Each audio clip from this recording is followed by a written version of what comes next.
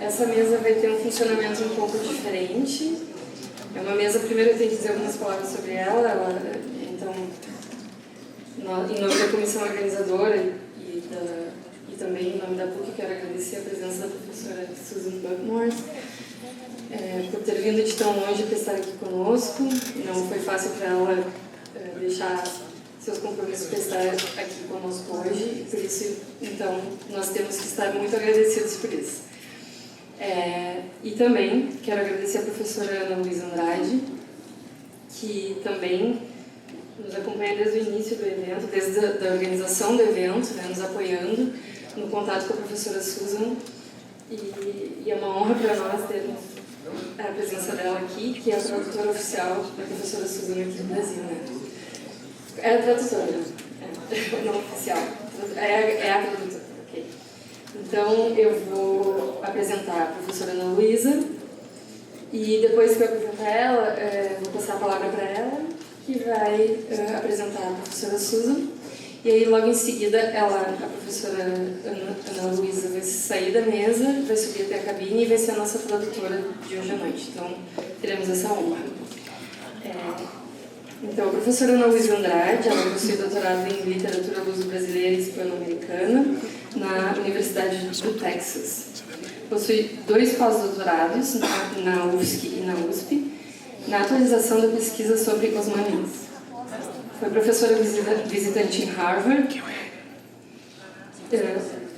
e Buenos Aires. Atualmente é professora de literatura brasileira na graduação e na pós-graduação e professora associada 2 da Universidade Federal de Santa Catarina. Tem experiência na área de letras, literatura brasileira com ênfase em teoria literária, publicando principalmente sobre autores modernos tais como Machado de Assis, Gilberto Freire, Osman Lins, Clarice Lispector e Francisco Brenan. Linha de pesquisa, arquivo, tempo e imagem, interesses relacionados, indústria cultural, literatura, cinema e arte. É líder do Núcleo de Estudos Benjaminianos. Um agradecimento especial também à presença de tantos membros aqui do núcleo, tá?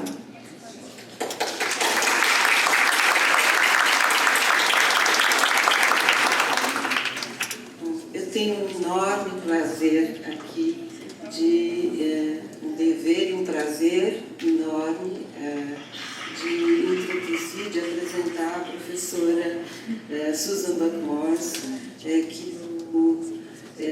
cujos textos eu traduzi muitos, né? Eu traduzi, não todos, mas muitos, ao português, né?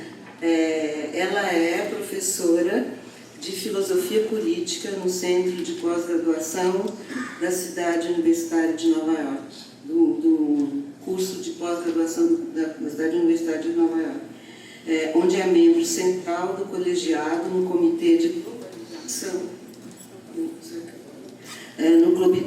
de Globalização e Mudança Social. É professora emérita no Departamento do Governo na Universidade de Cornell, Ítaca, Nova York. É formada em Teoria Continental, especificamente na Filosofia Crítica Alemã e Escola de Frankfurt.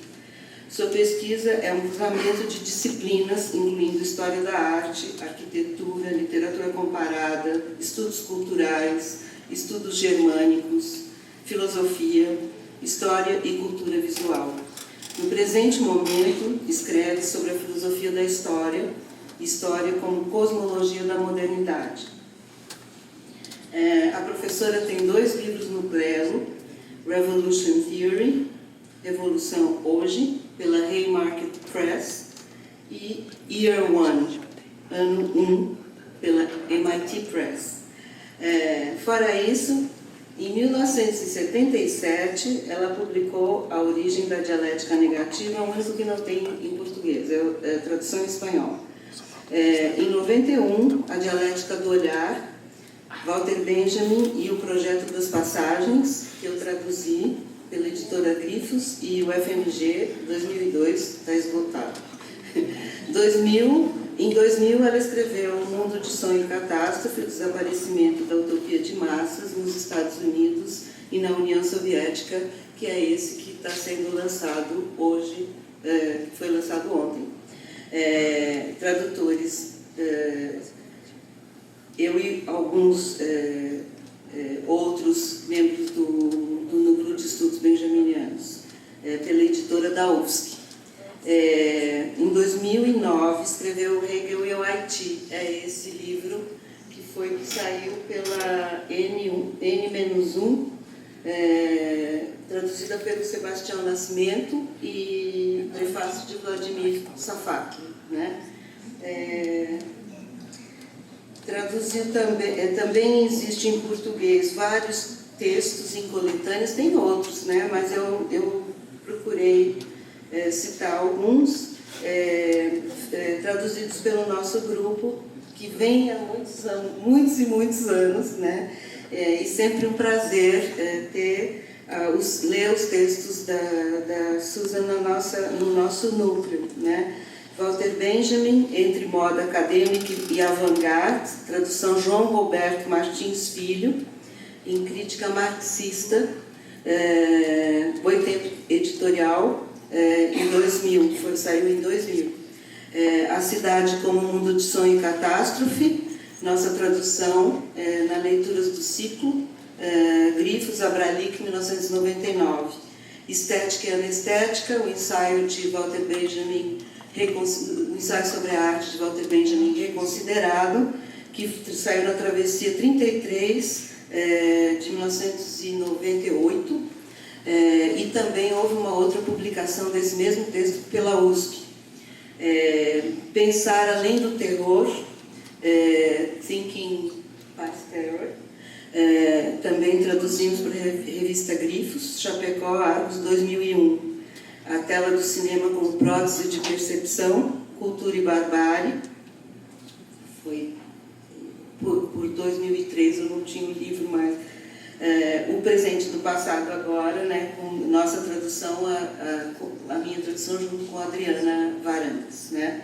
E então, sem mais, eu peço licença a vocês que eu vou traduzir esse último texto que nós traduzimos, O Presente do Passado, não é,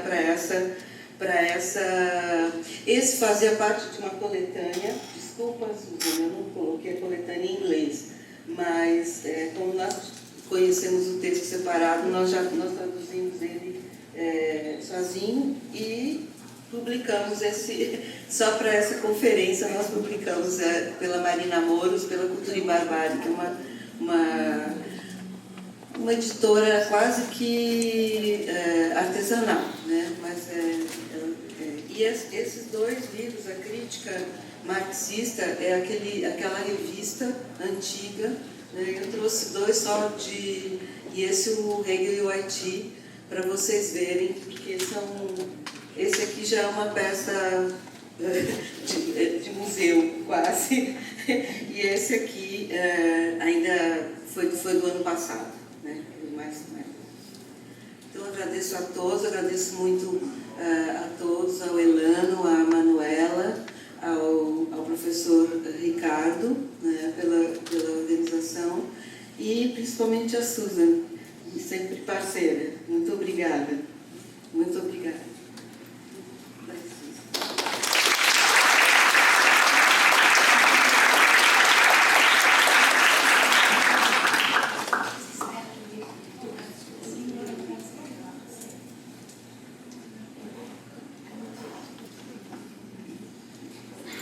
O espaço para dar alguns avisos, assim, um deles é que essa tradução, que alguns já devem ter comprado das meninas que estão circulando por aí, ainda tem alguns exemplares, elas vão estar aqui fora na saída, se alguém quiser adquirir, elas ainda têm.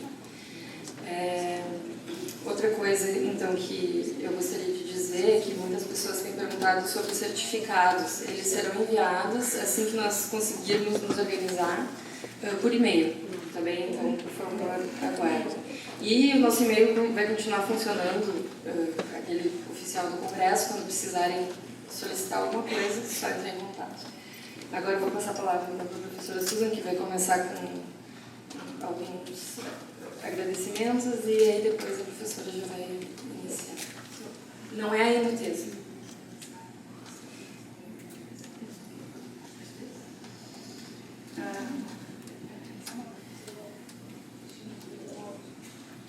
Well, I'll start and just say that part of the afterlife of my work is precisely the translator or translators, because there have been several, and they've been so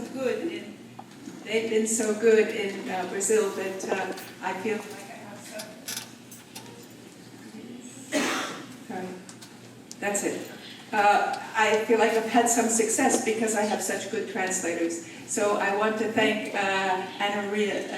Luiza Andrade particularly, but also the other people who have been involved specifically in this translation of this little book, and others as well. And my deep felt thanks to our wonderful organizer, Manuela Matos, because she has done an extraordinary job. And since I'm the last speaker, I get to have all of us thank her for her terrific work. Thank you.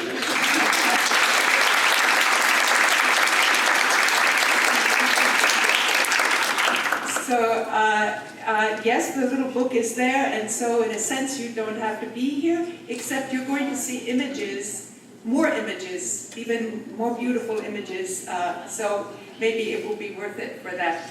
Okay, so Luiza, are you there? Should I? Yes. No, I should. No. Okay, she's there. Okay, so we'll start, and I hope it works. Someone will let me know if it doesn't. Okay. All right, so we have a wonderful new title here. What is it? El Presente del Passado. But the original title was both German and English, and so the next slide shows what happens. It's a kind of Derrida move, because the gift of the past in English und das Gift der Vergangenheit in German, gift in German is poison, so it has this nice double meaning. But I like El Presente del Passado also, so it keeps getting richer the more translations it goes through. Okay, so I'm going to start with some introductory comments that are not in the book. Our world is different from that of Walter Benjamin. We are inextricably interrelated in a global public sphere. We share in common the precarious conditions of our planet, and yet we are confronted globally with a neoliberal ideology that celebrates individualism, an economic system that sacrifices every social value to capitalist profits, and a mobilization of nationalist and racist discourses in support of authoritarian regimes. A new conception of universal history is vital to break the spell of political nationalism that prevents international solidarity. My work for the past several decades, whatever the historical particulars of the content, the Soviet Union, the slave Caribbean, the first century of the Christian era, which is the new book, these books have been focused on, you might even say, obsessed with the question of how to write history as philosophy. Politically, the form of this question is how to understand universal history in terms of a communist inheritance of the past. In the process, I have found Walter Benjamin the most helpful philosopher to think with. My presentation today can be understood as a prolegomena to this, for such work. So, not a philosophy of history, Geschichtsphilosophie, is that what it says there? No, go back, sorry. Stay with this. Not a philosophy of history, Geschichtsphilosophie, but rather philosophy as history. Now, anyone who has ever worked with Walter Benjamin's quotations in the Arcades project realizes that it is not always clear what side Benjamin is on. Does he or does he not agree with the author whom he cites? But for a historical materialist concerned with the truth of history, that's the wrong question. History is constructed, but not subjectively. It is not about the historian's intent. It is indeed factual, positivist as a construction, but the historical constellation is of images that surprise us. There is no continuity between these moments of the past and our own. They are foreign, alien, different from our time, and yet suddenly legible through the concreteness of the images they provide.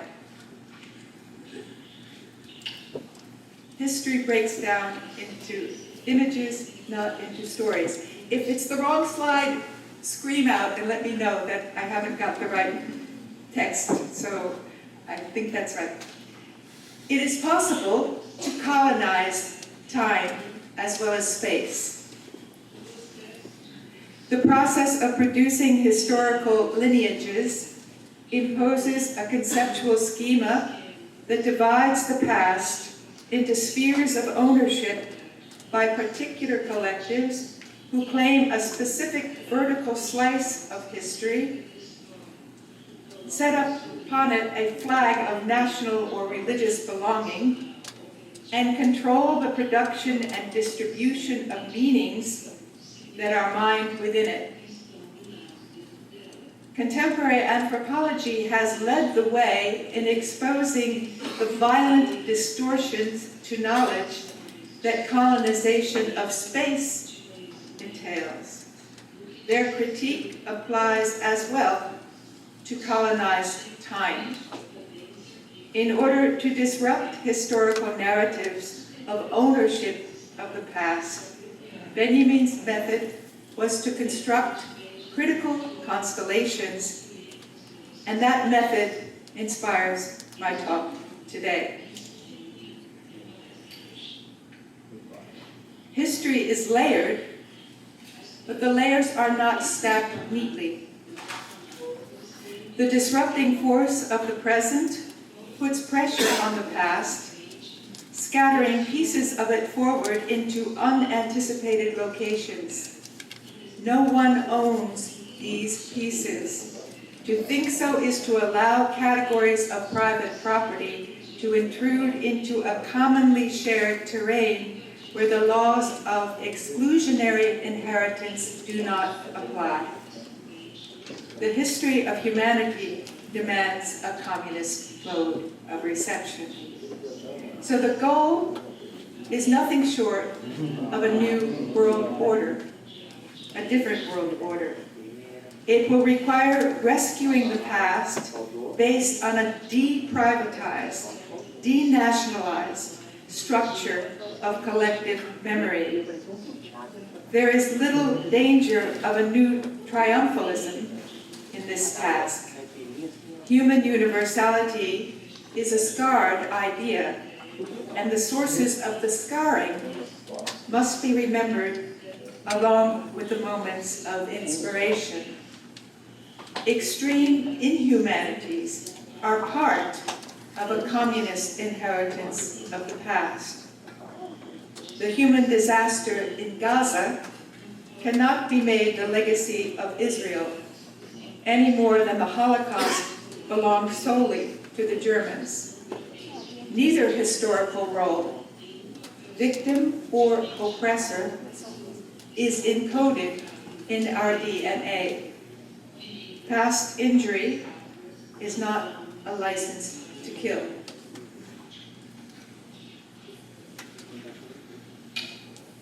Okay, we have separating the, yeah.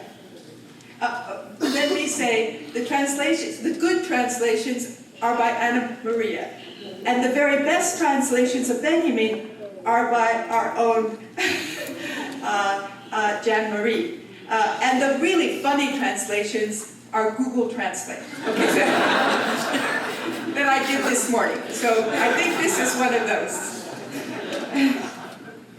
separating the image of the Angelus Novus from the caption that captures it. Long ago, before the name of Walter Benjamin was globally famous, I asked students in a seminar to consider the ninth thesis in his late text on the concept of history and draw an image that matched the description. I read it to them. There is a picture by Clay called Angelus Novus. It shows an angel who seems about to move away from something he stares at. His eyes are wide, his mouth is open, his wings are spread. This is how the angel of history must look.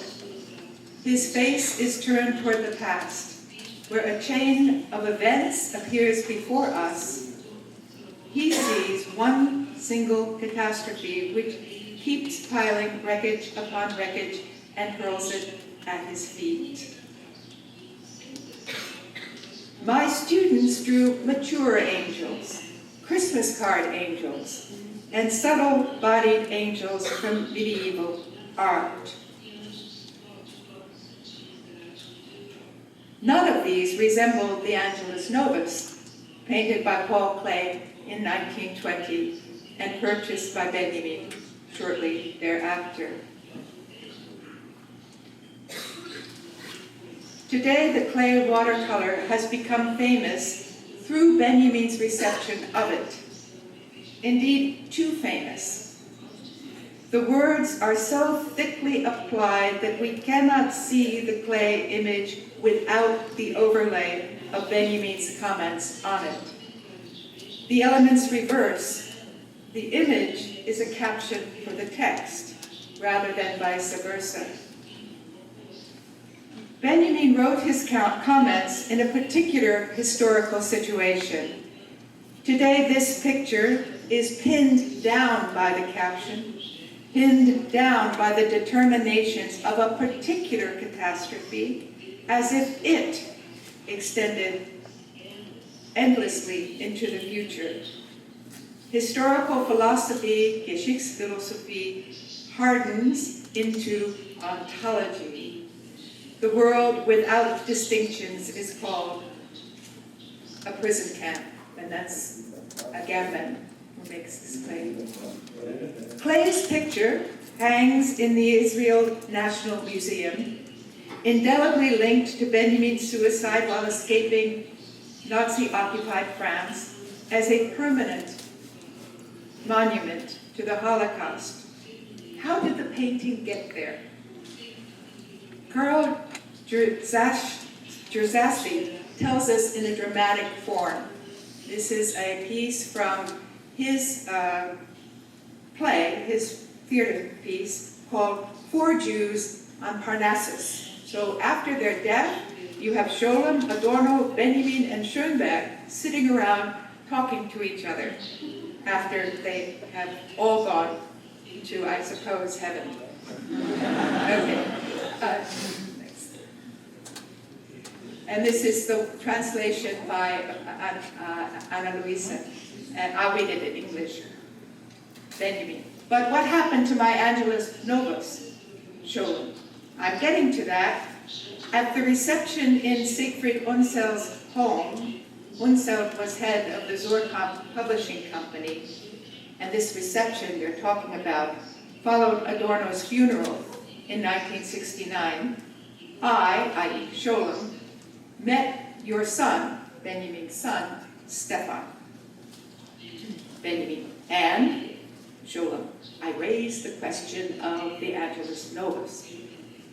Adorno impatiently, what does raising the question mean? Scholem, I told him it was really mine. After all, by that time I had read Walter's 1932 will, where he had left it to me. And I asked Stefan to instruct your wife, that's Gretel Adorno, Adorno's wife, to hand it over to me. I thought that I could personally take it back with me to Jerusalem, Benjamin. And Stefan agreed. Scholem, he most certainly did not. Benjamin, what? Sholem, he felt that since you had not killed yourself in 1932, Adorno even more impatient. Come on, Gerhard. So what happened? Tell us. Sholem, your wife Gretel wrote the famous Kornfeld and Klipstein auction house in Switzerland, and it was clear to everyone that by 1969, we were talking about the most valuable item in Walter's estate.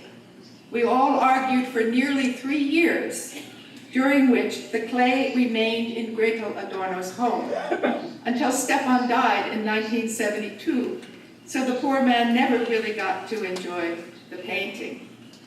Sholem, I persuaded Siegfried Unseld to be the middleman. He went to London, settled with Stefan's widow, and got the picture from Gretel, and I took it with me to Jerusalem. Unseld unilaterally reduced the royalties from Benjamin's published works to be paid to Stefan's widow and her 2 young daughters. Sholem kept the painting in his Jerusalem home until his death, when his widow was persuaded to donate it to the Israel National Museum. Next.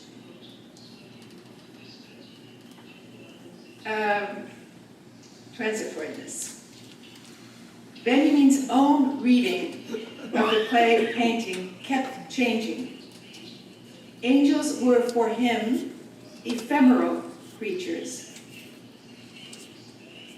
In 1922, he planned a topical journal under the name Angelus Novus, wherein theology and current commentary were to be one and the same.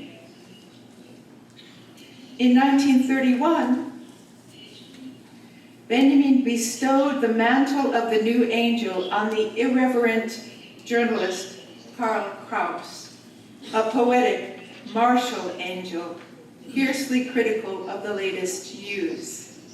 Quote, this is Benjamin speaking, the very term public opinion outrages Kraus. His satire cleans the linguistic clutter from journalistically processed news. Benjamin calls Kraus a monster, quote, sprung from the child and the cannibal, end quote. His writing was barbaric. Benjamin compared it to Paul Klee's painting in that it starts from the very beginning.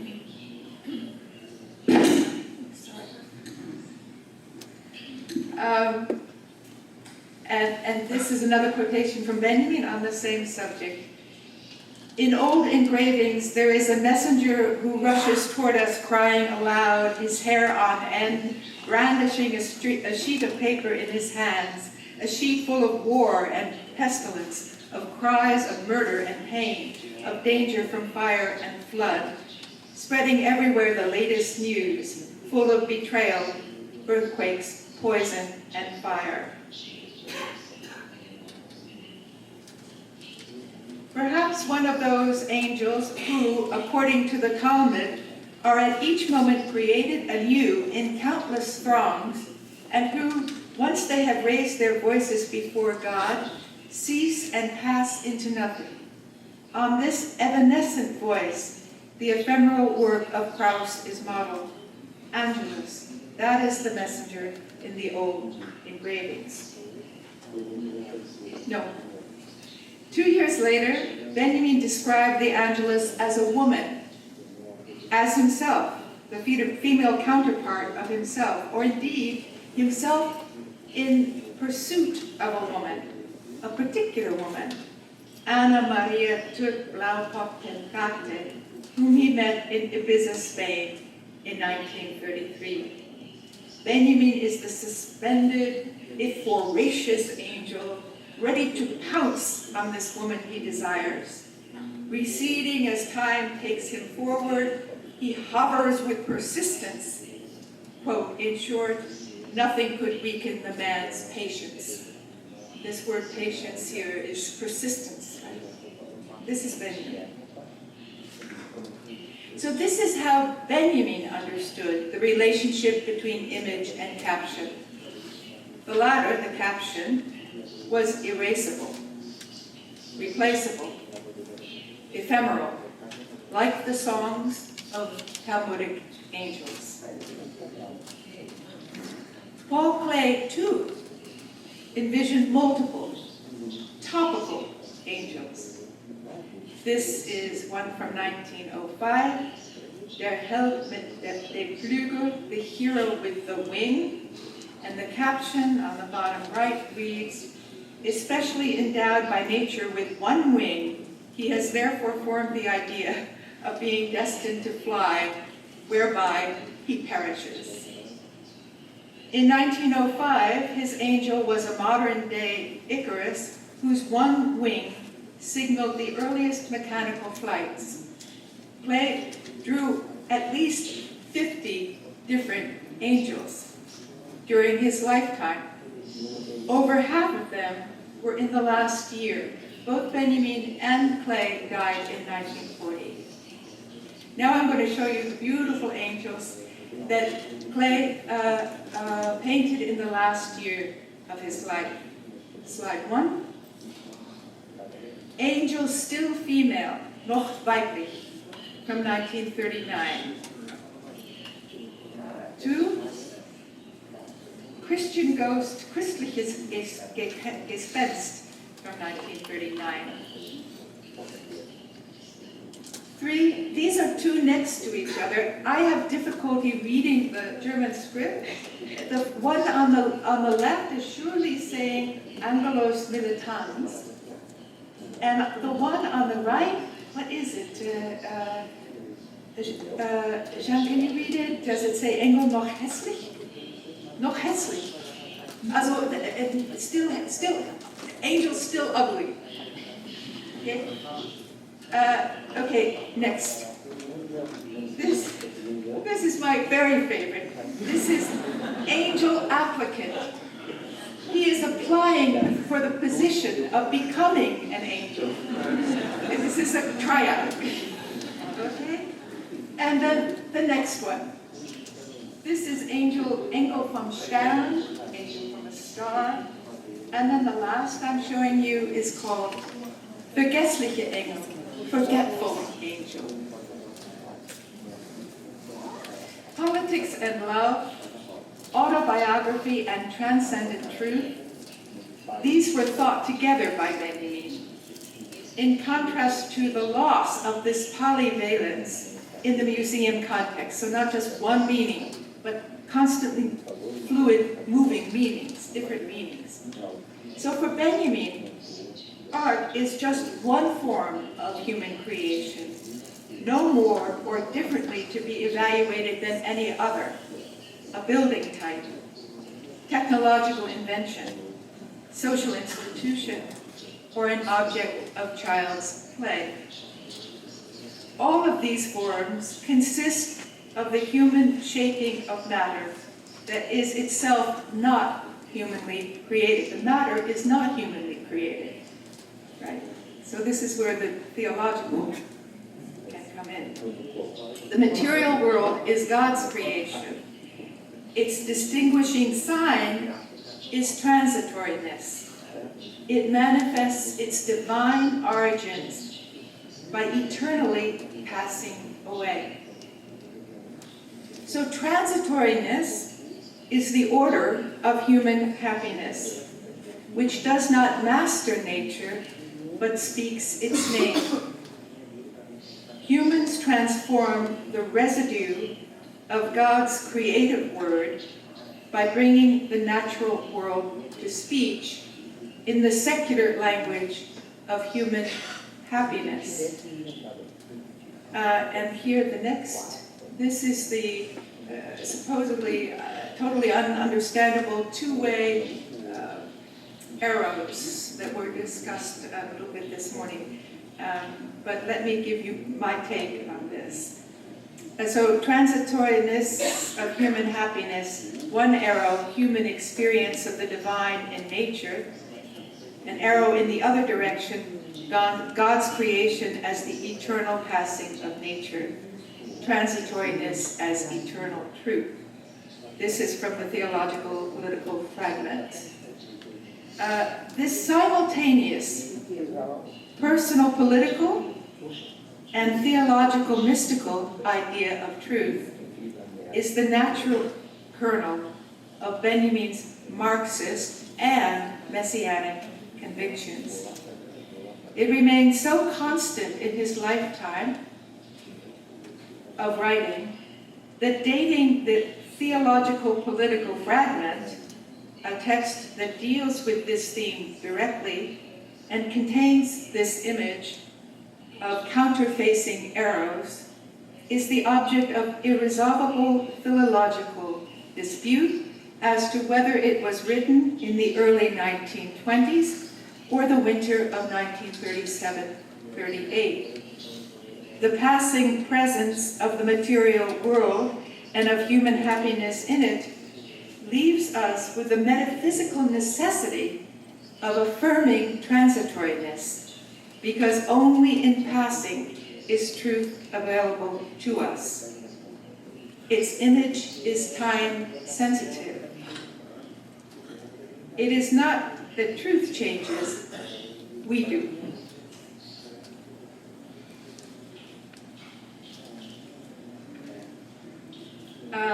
So this is collective memory, or memoria colectiva. So legenda, that which is to be read. Creyenda, that which is to be believed. The remembered past is preserved in stories. As part of the collective imagination, it becomes legend. What is too terrible in an individual's experience cannot be remembered. In legend, individually lived experience is whitewashed in the process of collectivizing it, cleansing it of that which is truly terrifying, ambiguity. When legends are appropriated by power and fixed to objects, lifting these objects out of history and preserving them within a nimbus of absoluteness, good versus evil, right versus wrong, redeemed and damned, then legends become orthodoxy, setting the parameters of right belief. Such legends are formed out of irreducible, unchanging elements that refer to mythic constructs, such as the nation, the West, the terrorist, the Muslim, the Jew. These constructs, reassembled in various ways, police how the past is to be read, thereby securing the borders of orthodoxy in a way that violates the historical fundament of transitoriness. When the past is constructed in a timeless medium, collective memory becomes a mode of entrapment. Once the sense of the world is formulated in this way, history enters the magic circle of political theology. Right belief legitimates power that legitimates right belief. Orthodox remembrance is capable of performing murder on the material world. Not only what has been in history, but what exists today. Collective memory becomes conformism. Anyone who remembers differently is suspect. Control of how the past is read is therefore no small matter. Archives, museums, libraries, legal traditions, institutional records. All of these are storehouses of the past. Their benefactors supervise the production of orthodoxy. Although religious and secular ruling groups are often in competition within and among themselves in determining just what that orthodoxy is. But even a book or an image can be threatening if it escapes the particular manner of reading that is affirmed by power. Archivists and scribes, artists and academics find their patrons within this ruling milieu. Indeed, learning is the passion of the powerful. The symbiotic relationship between knowledge and power is critical for maintaining order. Rulers cannot survive its loss for long. But orthodoxy is in constant danger of being undermined by the knowledge process itself. Storehouses of the past harbor evidence of errors, ambiguities, and complexities, not to speak of outright lies, that discredit official belief and threaten to topple collective legends. The production of knowledge without a patron, we can think of Walter Benjamin here, has been described as apocalyptic in its historical implications. In times of struggle between the guardians of power and the guardians of truth, historical evidence becomes a prophetic weapon.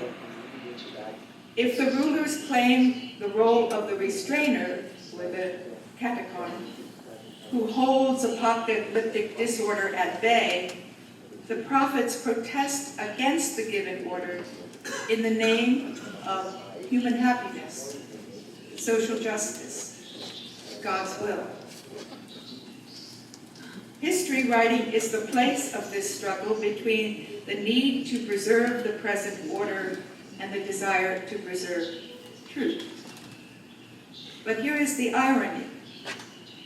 If the preserved past is entrusted with the task of bearing witness to truth, if the producers of meaning treat the artifacts of the transient material world with a reverent care close to worship, then how is this painstaking effort to be reconciled with the fact that the past is never given to us whole? Next one. It says ephemeral authors, yes. That which survives in the archives does so by chance. Disappearance is the rule. Annihilation is the fate of whole cities, obliterating far more of the human record than is preserved. Wars and disasters of nature are indifferent destroyers.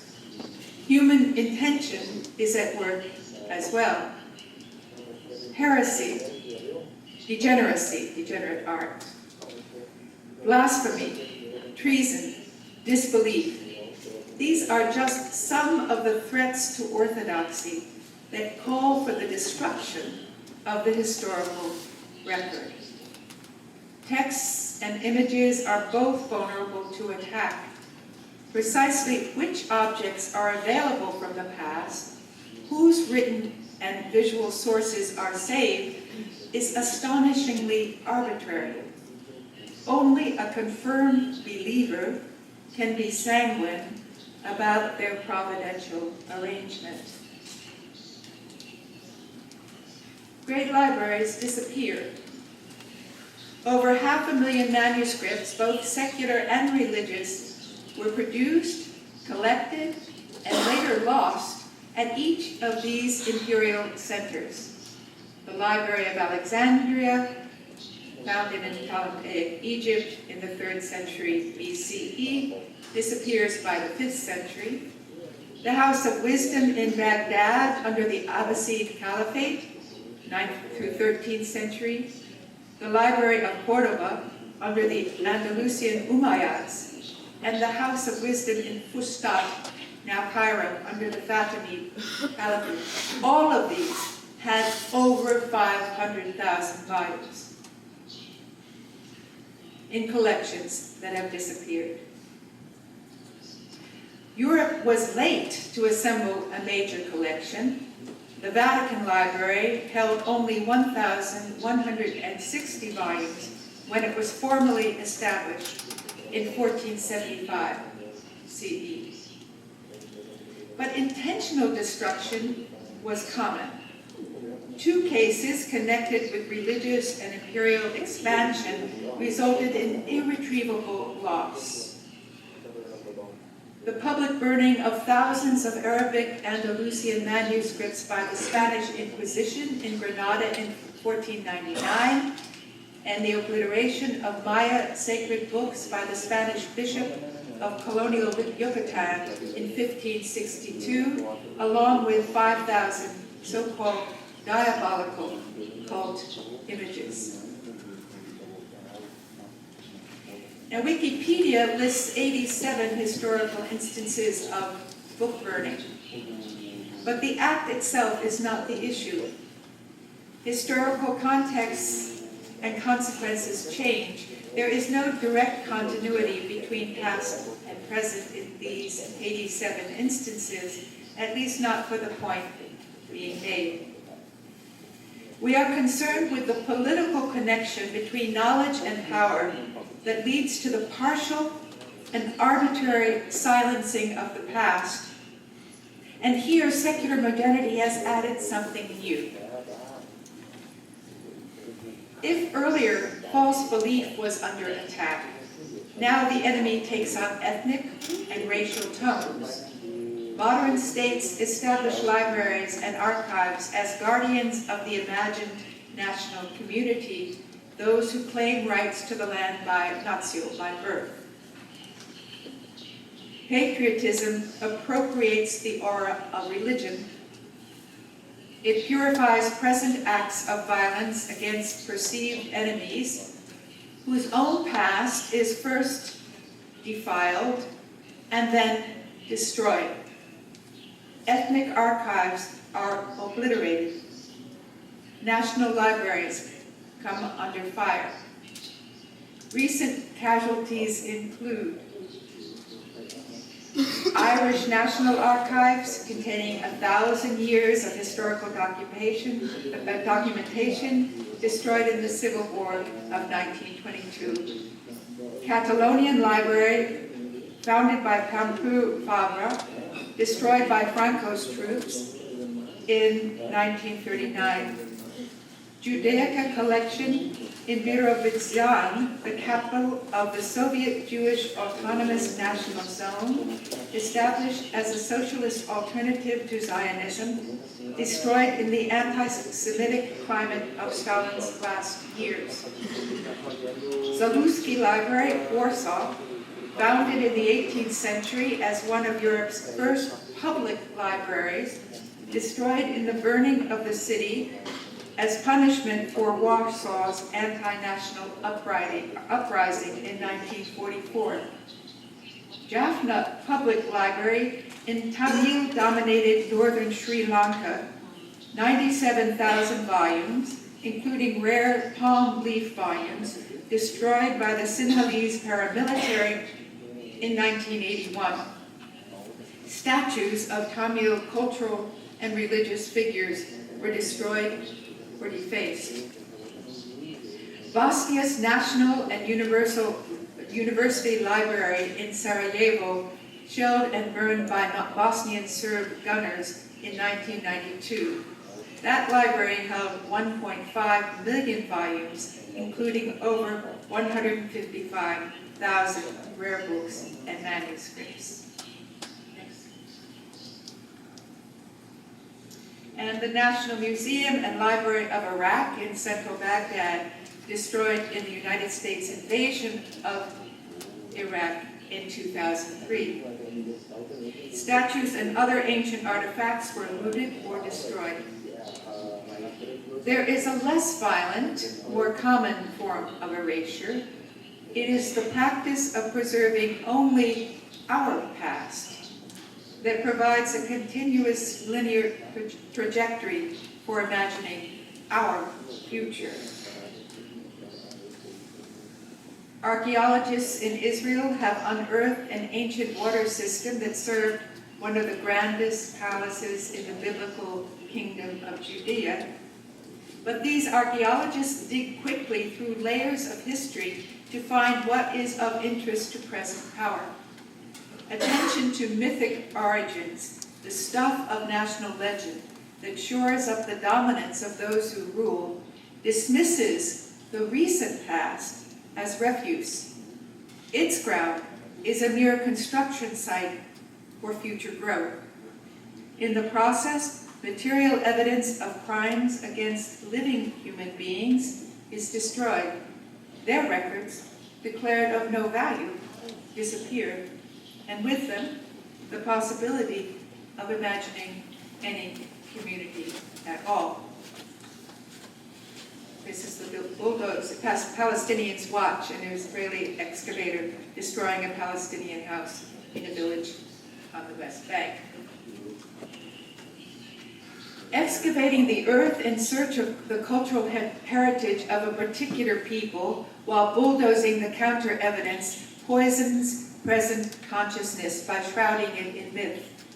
One finds only what has already been determined to be there. All the while, under conditions of global capitalism, the destruction of the earth for private profit continues at an ever faster pace. This is made easier by the modern myth that nature is not culture. Hence, the destruction of nature is not recognized as doing violence to any culture at all. Just an example. The recent fire in the National Museum of Brazil is a specific case. This is not an intentional destruction, but rather based on neglect of this legacy of the past of Brazil. And the next. And the next.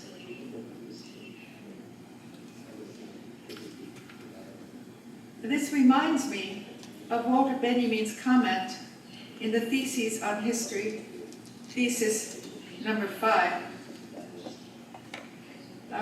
For every image, the true image of the past flits by. Past, did I have all of this or not? I'm not sure, but I say it in English. The past can be seized only as an image that flashes up in the moment of its recognizability and is never seen again. For it is an irretrievable picture of the past which threatens to disappear with every present which does not recognize itself as meant by it. But go deeper into the historical evidence, below the level of official legend, and it becomes clear that our past has not and never has been our own. Objects survive through trading hands, and here I'll run 5 images rather. Oh, not quite sure what that said. Oh, that's the fifth thesis, and the best translation. Okay, and the next. And the next. And the next. And the next.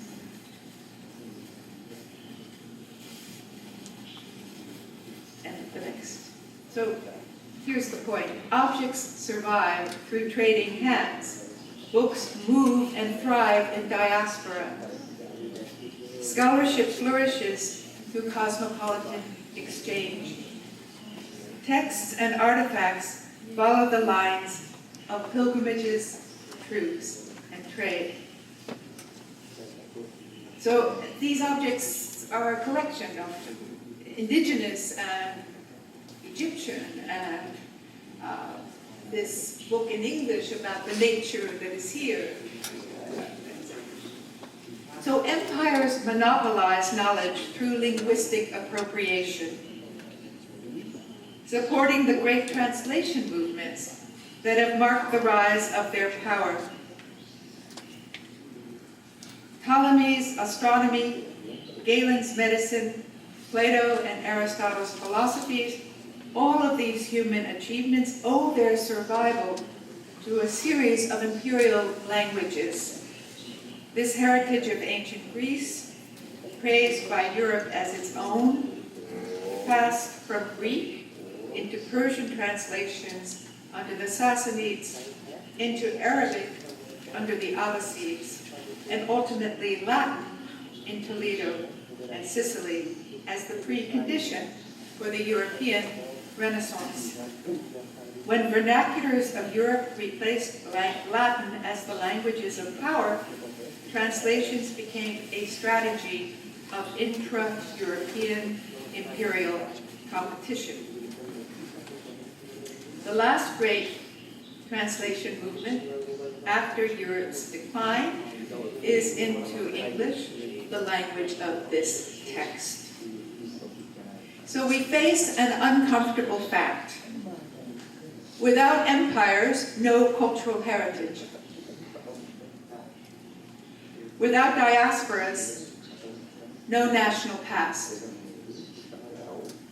The Iraqi National Museum was founded under the imperialist mandate of the British, who are now beginning its restoration. Sarajevo's Oriental Institute, destroyed in the civil war of Yugoslavia, housed a Bosnian past that included ancient manuscripts in Arabic, Persian, and Hebrew, not just in the Bosnian Slavic or Arabic script called Adzambiyski. I'm sorry if someone knows how to pronounce it better. Adzambiyski. So our past is possible precisely because of those who are not considered part of our story. Today, microfilmed and digitalized replicas of manuscripts lost in wartime allow the restoration of centers of learning. Electronic collections promise to prevent effective obliteration. So has global communication then made imperialism's appropriation of knowledge obsolete? 80% of material on the internet is in English. This happens to be, there's a long story with this image, but those are books that were bombed in the war. And 80% were destroyed in Germany by American bombs or Allied bombs.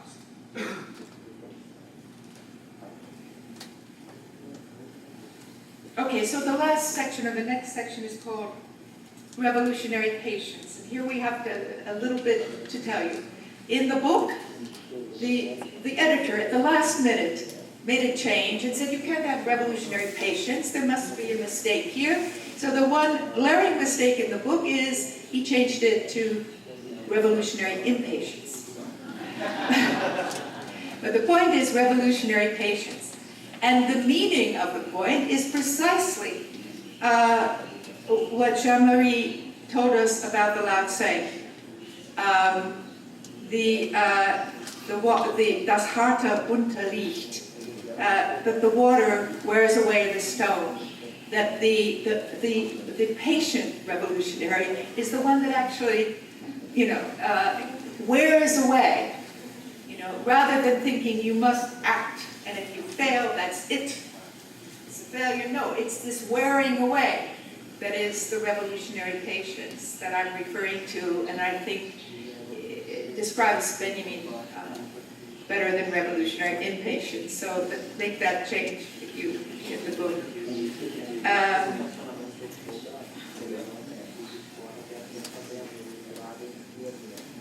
In a time when Europe's imperial nations were engaged in unprecedented human destruction in the name of partial political identities, Walter Benjamin had cause to hover, like Clay's Angelus Novus, rejecting all existing alternatives. Oh dear, what does that say?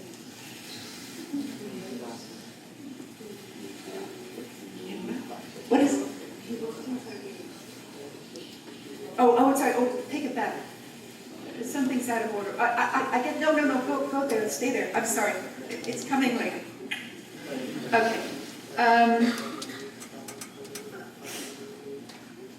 Yes, this hovering prophet of the apocalypse who could find no profit in power was not one to take moral categories of good and evil and reverse their reference, whereby past victims in history are glorified as present conquerors.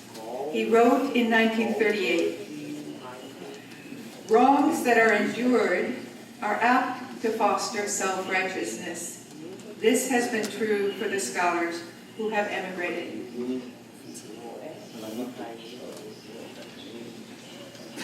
Benjamin desired a home in Europe which offered him no refuge, not Germany, not France, not Spain. He distinguished the Zionist movement as a political organization from his own spiritual identification with certain ideas that, and even if they were expressed by a German 10 times over, he defined as Jewish. And here, first and foremost, I must affirm what in me is valuable, and should someone say to me that this valuable aspect of myself and other Jews is not Jewish, I cannot regret that for a moment. For him, a weak messianic power belongs to a living generation, those human beings who share this moment in time, not any particular ethnic or religious or national collective. He did not choose Central Park in New York, where Adorno and the Institute for Social Research awaited him, or Israel to join Gershom Scholem, or Moscow, where his early love, Asiolakis, was politically engaged, or an ultimate return from exile to communist East Berlin, where his friend, Brecht, lived out his natural life. Because of his indecision, or was it revolutionary patience, Benjamin's legacy is open to us today. The temporal matrix in which truth is embedded, essentially transient, is the criterion of critical judgment, and this is a difficult idea because it goes against conventional procedures that narrate history sequentially and at a distance. In viewing the fleeting nature of truth, any attempt at permanence of historical interpretation leads to error. The situation demands a new form of exegesis, one that rescues the legibility of the past against the conventions of official memory. This is an installation called Cold Power by Boschka Makuga.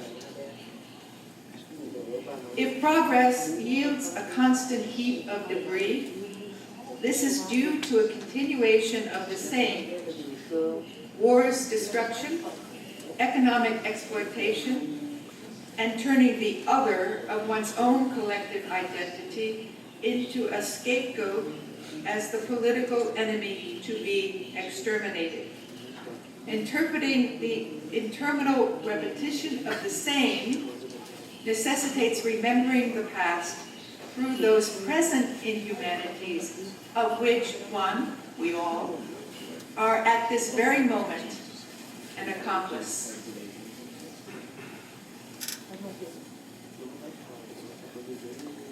This is also by the same artist. Here it is someone else's past or someone else's present that needs to come into the picture. Past events cannot provide a key to the present unless they are radically separated from a direct lineage of inheritance. When the layers of history are superimposed in a way that only one's own history can be read through them, the horrors of the past are repeated precisely in the process of paying them infinite due, and never again ends up being always the same.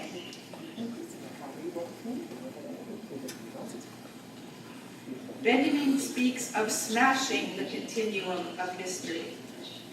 This process entails violence. Benjamin uses militant terminology and terrorist metaphors in order to blast apart the dominant historical narrative.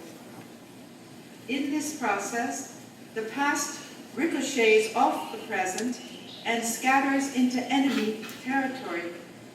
Historical fragments are the remains of an explosion. Blasted free of official memory, the fragments of history are preserved in images. They retain the nearness of original experience, and with it, ambiguity. Their meaning is released only in a constellation with the present. They harbor a warning. The gift of the past is a Trojan horse. One thinks one knows whence it comes and to whom it belongs, but the gift is to others. Those, the so-called rightful heirs, are presently destroying. There is nothing in human history that is foreign to us. Thank you very much.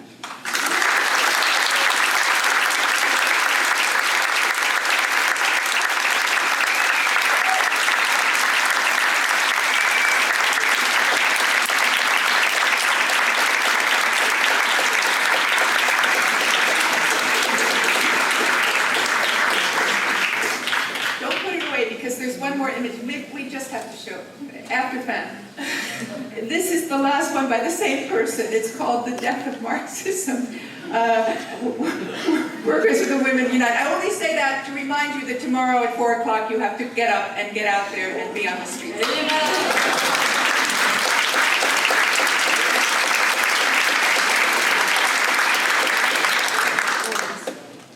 Então, imediatamente vamos passar para a nossa primeira rodada de perguntas.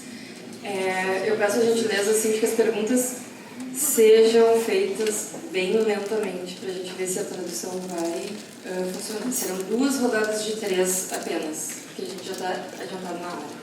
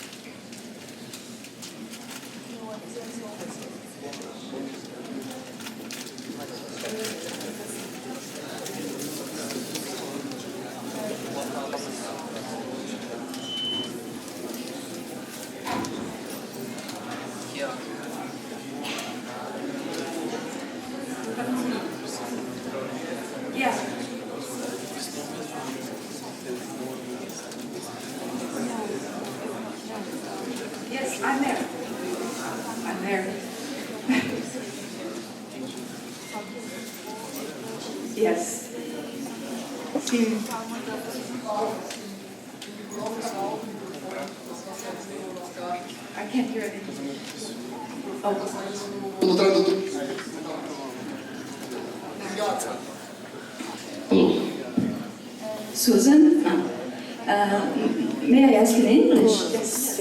Okay. Thank you very much for your inspiring lecture, as always.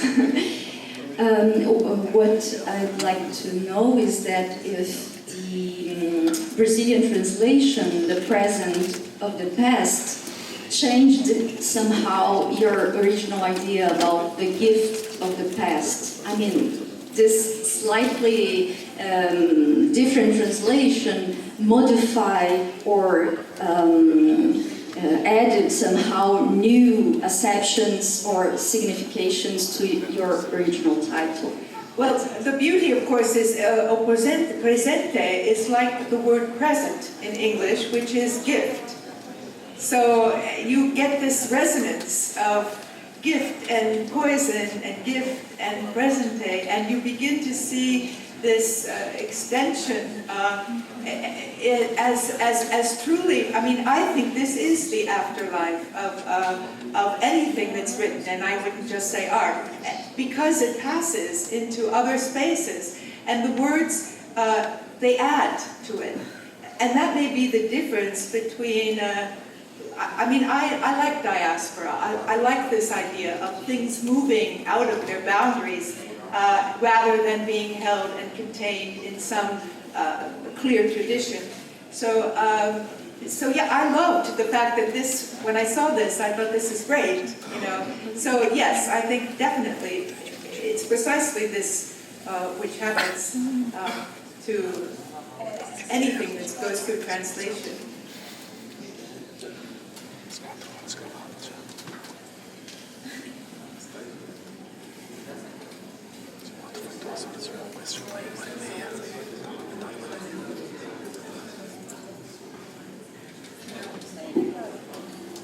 Alô? Oi, deu.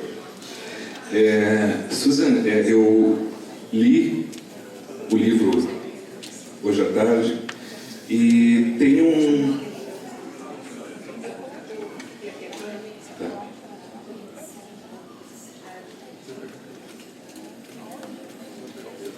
E tem um ponto na parte 5 em que você diz que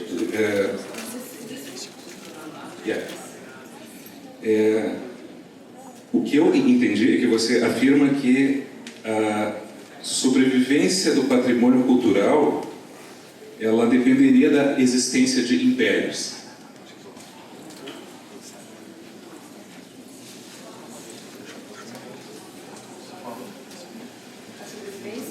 De impérios. A sobrevivência do patrimônio cultural dependendo da existência de impérios. Eu fiquei muito curioso com a relação disso, né, com a apropriação e a imposição de significados pelo Império a respeito dessa história cultural.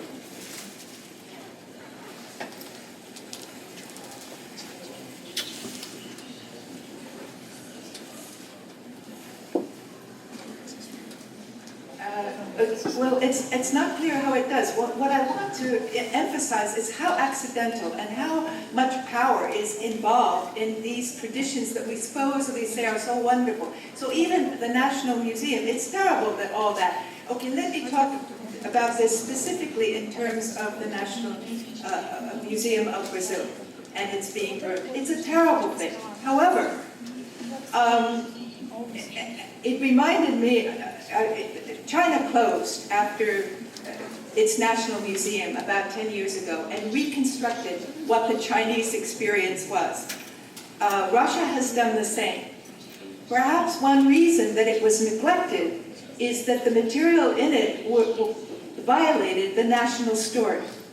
And yet the material in it that criticizes the national story because it shows too much of a non-national beautiful project is precisely the imperial period that preceded it. So empires, I mean, we cannot, I don't want to, the point of this is a critique against nostalgia for some sort of structure of a collective past. And whether that, you know, my point with the museum, and I don't know the details, it's terribly sad this material was lost because if you get experts in there looking at it, that's my point, the experts will actually destroy the production of the national ideological story because it's not true.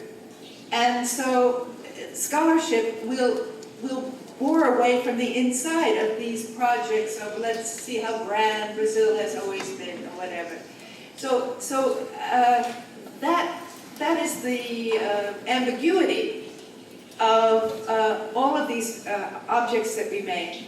They only remain because somebody with power felt it was worthwhile to save them. And we can't pretend otherwise, it seems to me, or we begin to romanticize the tradition of our group, whether it's a national group, a religious group, or any other group, as, you know, we are the good ones, and the ones who have to have this deep sense of the past. it's really about trying to explode that tendency which is so strong. It's opposed to nationalism. But also empire. You can't love an empire. But the objects keep moving without the, in other words, empires allow them to move, but then they're there. This is something wonderful, that these objects are there, and that they are destroyed. It would have been better to have, I don't know, something else destroyed. But because these objects actually have power to question the official version of the past.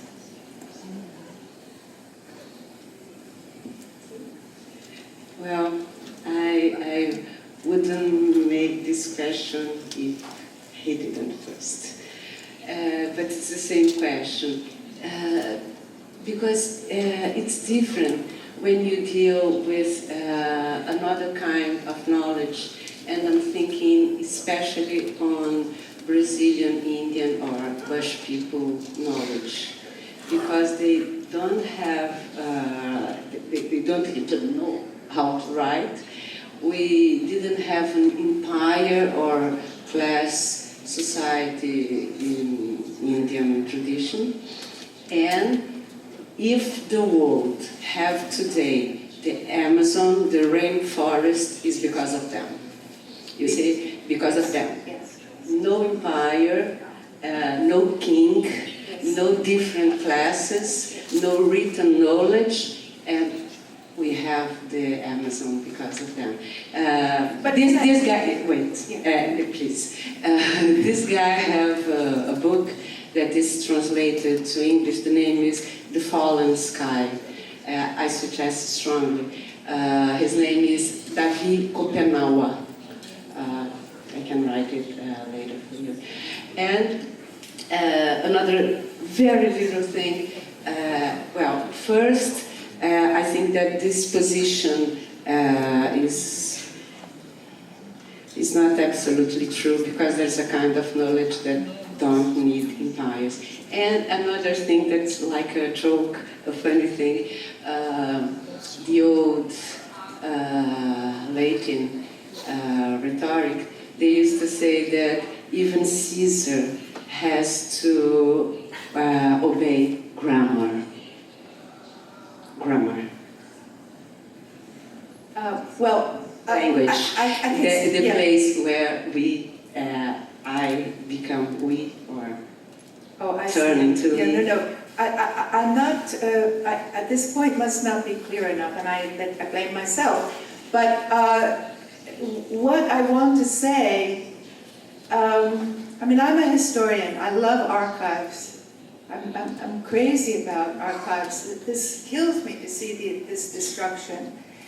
But I cannot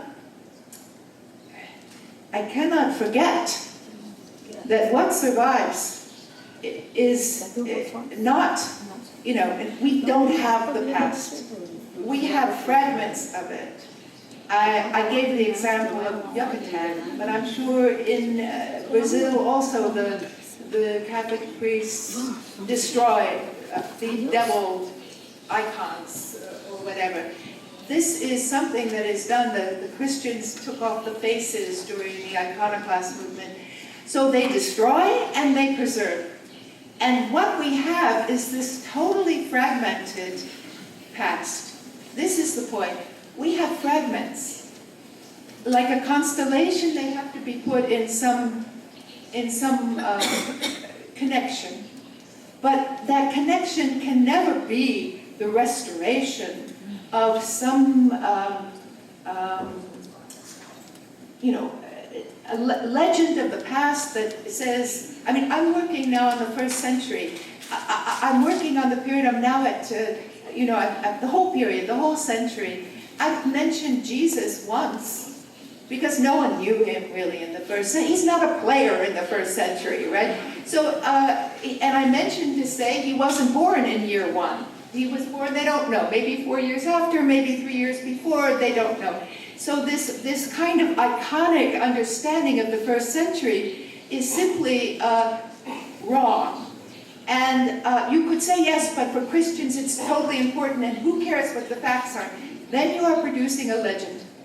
And when you do that, whether it's for religion, whether it's for nation, whether it's for African Americans or indigenous, you produce an orthodoxy which does not allow outsiders in. And it seems to me, because I'm very interested in breaking down those boundaries, that we have to we have to acknowledge that is mythical. It's our myth. This is when history becomes modernity's myth. So, but I've seen another thing, which is when the Cold War meant the United States government gave lots of money for studying, for instance, Southeast Asia. Cornell had a big center for Southeast Asia, but good scholars were there. And during the Vietnam War, they were the most anti-Vietnamese, the government policy in Vietnam, because they knew it was based on lies. So it's this ambiguity. I want to celebrate this ambiguity because for me, I think it's terrifying ambiguity. It makes you very uncomfortable. But precisely there is the possibility of a politics that doesn't get caught in, because someone belongs as an outsider, doesn't belong, because they are an outsider, you have the right to refuse them everything. Life, land, everything. And to me, that's too big a price to pay. And maybe I have to say, a little bit like Benjamin said, if you want to call that Christian, it probably is. My position, you know what I'm saying. So, but to claim it only for Christians seems to me the most un-Christian thing. Judith Butler will say the same thing about Judaism. How can she, as a Jew, talk about this lack of hospitality to outsiders that has become the policy of Israel? So it's this ambiguity that I find a necessary and uncomfortable position.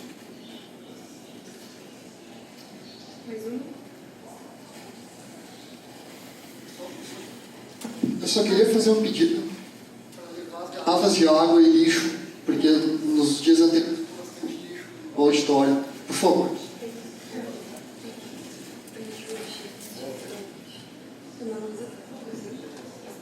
Alô?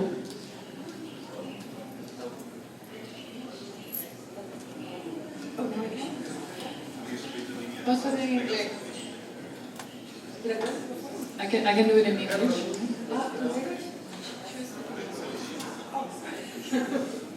It's kind of related to the two previous questions, and I was wondering about kind of self-organized archives and things like that. Archives that are maybe more recent and not really historical archives, but then archives that deal with the present in a kind of a more direct way. I mean, archives produced in the present. I'm thinking about, for example, I don't know if you know, Interference Archive in New York. Small projects that maybe exist for about 20 or 30 years, or even projects that did exist in the past recent century, and they end up destroyed. I don't know. So I was kind of thinking about this archives and some sort of institution, more precarious institution that also produce and reproduce history in the present, connected with psychodynamics, militancy, or philosophy, or whatever. Even anti-psychiatry, for example, produces several archives. So, kind of in resonance to what was said, I kind of wanted to reinforce the fact that I feel that maybe referring to the National Museum, to what happened, going back to just referring to the name, it's kind of feels like a narrow way, because I think it was a much more porous and open institution. So in some sense, I wasn't kind of thinking what you said about the transitivity in Benjamin's work. Maybe can we think about it, the reproduction of institutions to a certain transitivity, or the constant reproduction or production of new meaning, in the sense of new truths as well.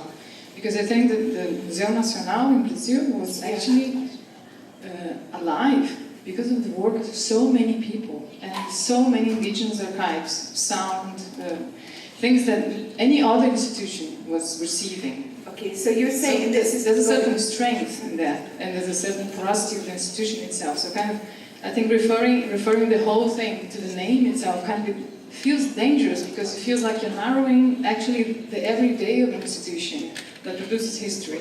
And that's very, very strong and very necessary. So I think that's really, really important. You're saying it was visited by people, lots and lots and lots of people. It was very much alive, as in, even though it was neglected. I mean, I was taking it from the power point of view that because it wasn't telling the national story right, maybe that was one reason it was neglected. But maybe that's not true. And, you know, so I guess I in no way wanted to diminish the tragedy of losing that museum. And you're right, just because it's called the National Museum doesn't mean that it's in any way producing this national story. And obviously from the objects in it, there's no easy national story to build out of that, quite the contrary. That's the point. It was an anthropology museum as well, no? And for research, it's part of the university. So I'm not saying that to defend or to say there is like one straight way we should perceive that history. But then I was thinking about the other institutions that you listed, like institutions that existed for 300 years. That also only existed for sure because of the work, everyday work of people that were really deeply engaged with that. So that kind of escapes power somehow. We know that escapes power. That's like a sideway from direct control and power. So I just wanted to come with a question after this kind of large comment, I'm sorry, which is, I don't know if I misunderstood, but in the beginning you said the necessity of producing of a new, you said universal history or not? Are you in favor or against it? I don't know if I misunderstood. Something in the beginning of your talk, you said something about universal history, and that was a bit like, oh, what's that? Right. Because I was then thinking about the other side of this universal history, and then I was thinking all the time when you're talking about Benjamin's work about terror, but we've been hunted again by terror. I'm thinking Brazil especially now. So I wasn't thinking about these two poles, and then maybe I misunderstood, but I wanted to hear you about it. It's an important corrective. I stand corrected. I would only say that, okay, so I don't want to give up on history, and yet I realize history is so implicated. History, it's an invention of the, well, I don't know what, 18th century or something, 19th, Hegel. Without Hegel, there's really no history in the way that history has come down to us. And yet I love the contents, the historical objects, and I don't want to lose them. So I think that my language, and I think you're right, I was misled by the word national and played on that in a way that didn't understand the actual physical reality of the museum in everyday life here, which is a totally different story. And it wasn't in the book, and Luiza sent me some images, and I had read 2 articles in the New York Times, which is not enough to, maybe I shouldn't have kept it in at all, but I thought that it was important to bring up, because it is, you're correcting me and I need that. So, yes, but how do, I guess the universal part, see, I don't want it to be either national versus universal. What I want to think is that all of us depend on others for any appreciation of the past that we feel connected to. So, and a lot of times that more cosmopolitan approach has been helped as well as hindered by imperial projects. But you know, if you think of what would, I mean, it's ambiguous. There's no, you can't say that imperialism is good or it's bad because of the historical objects that have been sustained. you have to look at a particular case, and evidently I was looking too briefly and too superficially at the Brazilian case. So the objects are totally important to me. The structuring as a national project or whatever, this is not important to me. But I'm strongly anti-nationalist, and I get in trouble all over the world for that. But so I mean, I really think that that's, you know, the fact that we have not had World War III is in fact an accident. So that to me is a real, there's nothing, you know, in my learning that tells me World War III is impossible. And I see every country with any kind of power closing its borders to others, and you know, they have to be sacrificed if the world gets too hot or there's no water or whatever the situation is. And that's it, that world, because it's not going to be even for the good of everyone in that nation. You know what it's going to be. And I think that's more dangerous than imperialism at the moment.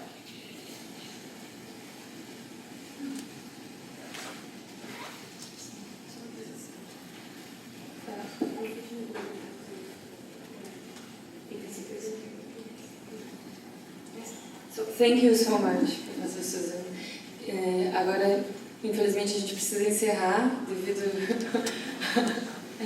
já está na hora, infelizmente. Novamente, obrigado pela presença de todos. Vou passar a palavra para o professor Tim para ele fazer um breve encerramento.